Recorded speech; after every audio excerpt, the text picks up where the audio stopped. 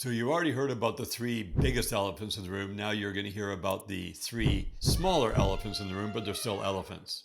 If you're in the habit form of drinking diuretics on a regular basis, like alcohol is a major diuretic, or caffeine, which is a drug that overstimulates your body, and that's another major diuretic. Doing those things is going to remove the precious fluids out of your body that you absolutely need to stay healthy ongoing. And the third one is what you're consuming for food.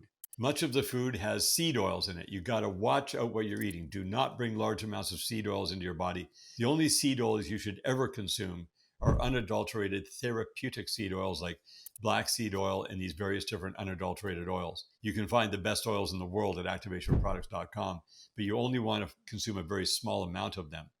And then the movement overall, when you don't move and you move less and less, your body stops moving altogether when you're in the morgue.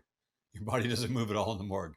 So you want to have movement ongoing, which keeps all those three lesser elephants at bay, because movement gets circulation going, gets your lymphatic pumping. Just get your invisible skipping rope. You don't need to bring a skipping rope with you. Just get an invisible one, pretend that it's in your arms, and skip it 100 times in 30 seconds. That'll get things moving beautifully. You can do that anywhere you want. You can do that in an airplane. You can do that in a tight hotel room. You don't need to worry about the skipping rope hitting anything. Skipping is one of the most powerful things you're going to do for movement. And that supports all the other three things I talked about.